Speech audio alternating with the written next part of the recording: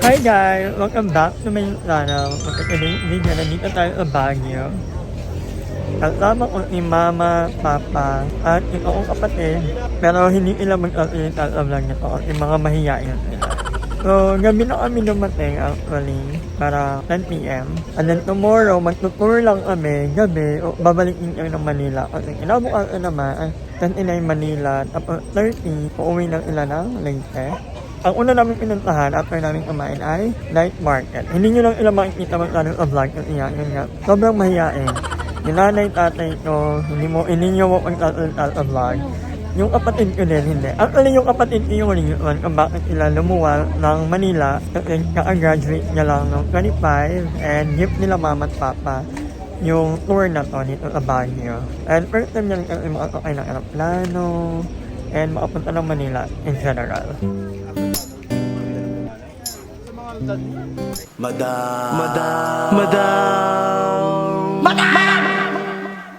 Madam Ivan.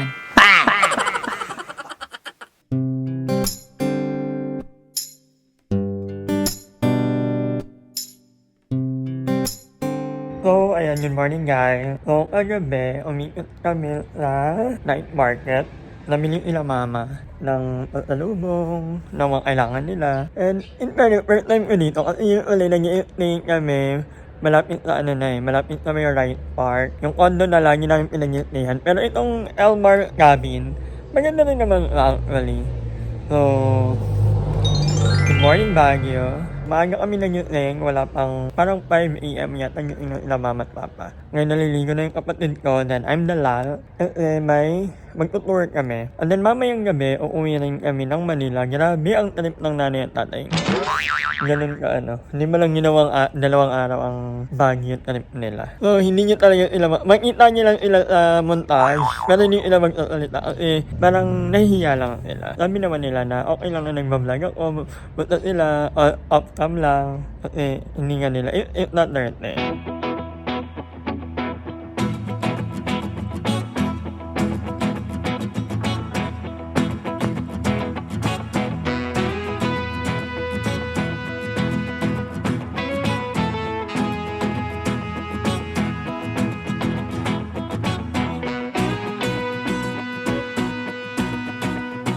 So ngayon, nandito tayo ngayon sa Mount Camilo. This is my first time here and actually nag-operate lang sila nung... Kailan kayo nag-operate natin?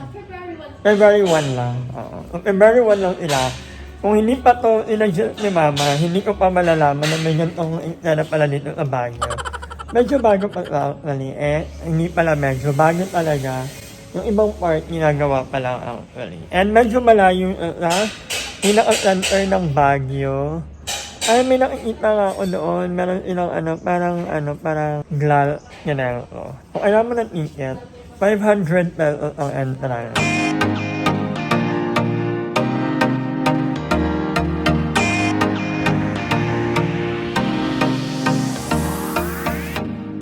One at a time lang?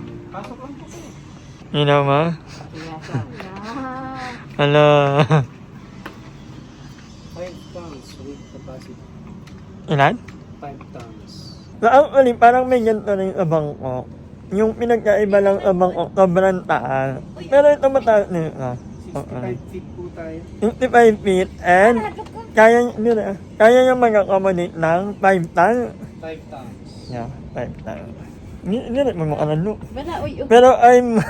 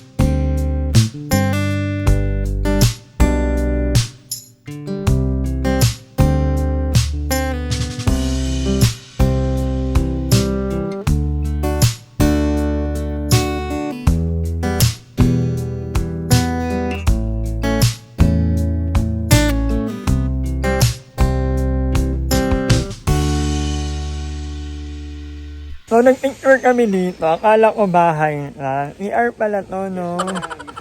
Napakagandang ER niya, guys. Look at that. Tingnan natin sa loob. Parang state of the art. Eme. Parang ganda niya. Tingnan niyo naman yung ano na ha. ER you on her. Ito yung male. Look at that. Ang ganda. Ang ito ng ER. Very aesthetic. Picture ang ER.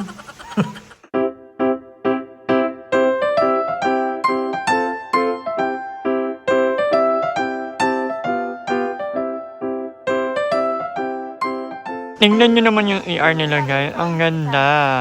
So, yung ER na yan, ang pinakamagandang ER na nakita ko so far. Ang ganda.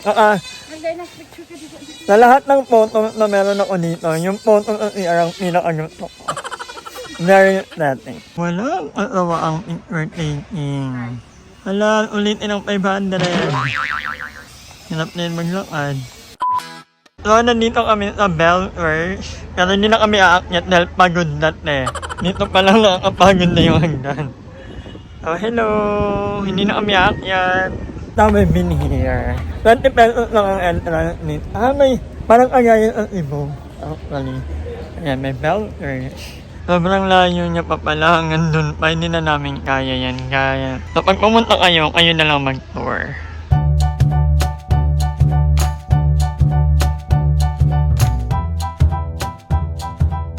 So, ilan pa lang napupuntahan namin pagod na kaya. Ano, magpahinga na lang. Kaya lang, first time ko naman dito. Pagod na ako dahil. Pero first time ko dito, maganda naman. Maraming bato. Bato-bato. Antok na ako. Paano kung inapagod kami sa una namin pinuntahan, nakapagod. Pero maganda.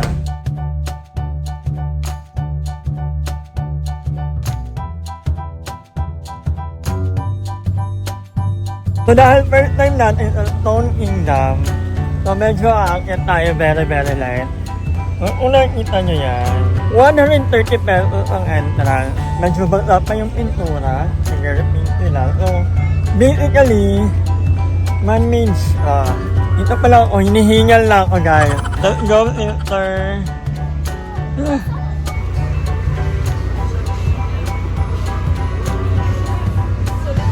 Pinatawag ko kayong lahat dito sa aking kaharian. Kaya recommend ko ba sa mga first timer, oo. Kasi maganda naman for picture taking. Pero hindi na uulit, nakakapagod.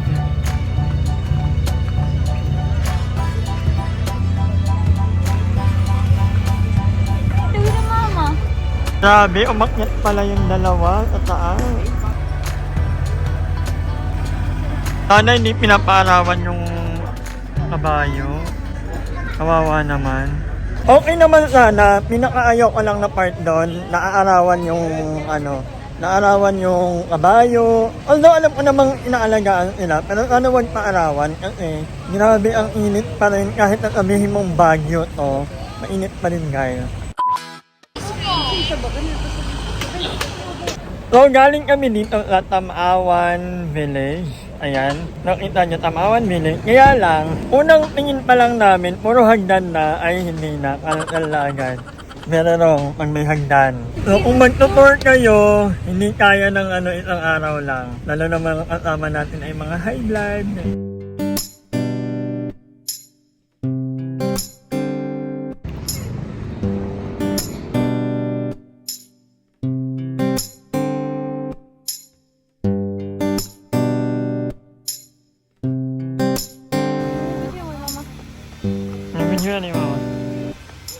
So, nandito tayo ngayon sa Bamboo Sanctuary. At una ko napuntahan dahil kay Mother Ethan. Kay Mother Ethan ang kasama ko dito. At pinagkaiba lang kami, nanggaling kami sa tuktok ngayon. Dati kami ni Mother Ethan, galing kami sa pinakababa. So, pwede nyo gawin nyo. Sa taas kayo mag-start and then pababa kayo. Lal ang hingal. Video. And my father is over there. And talaga pala parang ayaw na nila makalabang ang mga tao. Ikot. Yun talaga.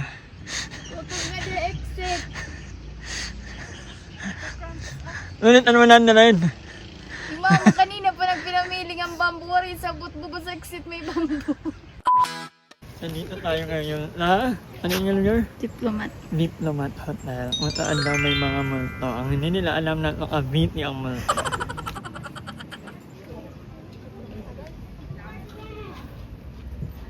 Ano na? Malapit na kaming matapos sa aming tour. At syempre, hindi ka daw nakapag-Baguio kapag wala kang picture doon sa Lion's Head. First time kong magpapapicture dyan. Internet iconic naman kasi talaga tong Lion's Head. So, ayan, nakapagpapicture na tayo sa Lion's Head and meron tayong ice cream. Ayoko na lang mag-ice cream kaya mapilit ang nanay ko. Hindi naman daw ganun katabi. O ngayon lang naman. Grabe. Pero umuulan ng ibang... Ang ganda.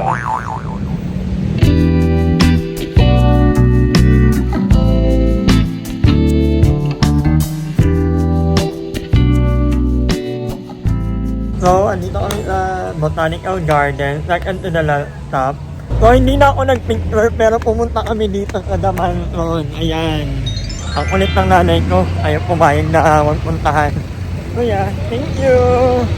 So, ito may isa pa kami. Tatawid daw kami. So, ako lang talagang makita yung vlog na to kasi ayaw nila magpakita. Wait lang. Wow. Na, say bye Baguio.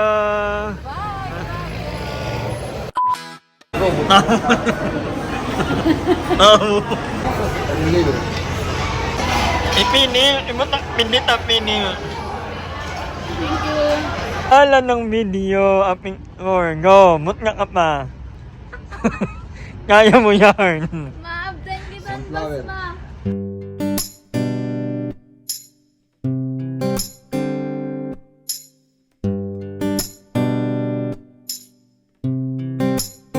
Wow, mother artista. Ni-interview ang laga about that shooting on. Many hours later. So, ayun mga ka-longer, sobrang nag-enjoy ako sa, kahit nakapagod ka, nag-enjoy ako kahapon. Ang dami naming napuntahan na first time ko lang din, kahit napabalik-balik na ako sa Baguio. But yun nga, sobrang special pa rin sa akin ng trip na to. Parang every time naman, special trip going to Baguio. This time, special lang ko ating kasama ko ni Mama, ni Papa, yung kapatid. Hopefully, next time, kompleto na kami, Bet-Bet, si Deya, and si Elaine. Ang saya, kahit nakakapagod ka, kasi isang araw lang talaga. Yun ang ano ni Mama eh. Well, ni Mama kasi, hindi ka pwedeng matagal na wala sa school kasi nga, maraming naghahanap sa kanya, mga teacher, or mga ibang empleyado. So, hindi ka pwedeng magtagal na wala. So, tinataon niya lang na weekend or something para makapag-travel and yun. Pero okay naman, kahit na medyo nagmamadali kami kahapon, nag-enjoy naman. Grabe yung energy talaga ni Mama. Pero yun, pauwi, hindi na ako nakatulog. Kaya, kagabi dapat uuwi na ako ng Cavite. Kaya lang, pinigilan ako ng nanay ko. Sabi niya, matulog na muna ako. Nag-book na lang ito pang room kasi yung itong room nila is good for 3 lang. So, doon ako natulog sa kabilang kwarto. Pagkasama ko sila Mama at Papa, feeling ko talaga anak pa rin naman talaga. I mean, wala akong gasto. So, thank you Mama, thank you Papa, and yeah, later, uwi na sila ng Leyte at ako naman ay uuwi na ng Cavite para naman makapagpahinga at namimil kong mag-jogging. Pero kahapon, hindi man ako nakapag-jogging, kami, 12,000 steps or more. So, okay na rin yun at medyo nakapagod din naman yung lakaran sa Baguio. Pero namimil yung jogging talaga. So ngayon nila Mama sa Baclaran sa MOA. Galing ila MOA. May binili ila Mama. So, antayin ko na lang ila dito. And hindi ko alam anong mga gagawin. Baka kain lang kami somewhere. But anyway, thank you so much for watching this vlog. Ito sa pinaka-gusto kong vlog lately. Iba talaga pag family. No? But anyway, thank you for watching. I'll see you on my next vlog. Hi! Maraming salamat sa panonood ng video na to. At kung natuwa ka, please don't forget to like and share this video. Mag-subscribe na rin kayo para bongga na. Yun na.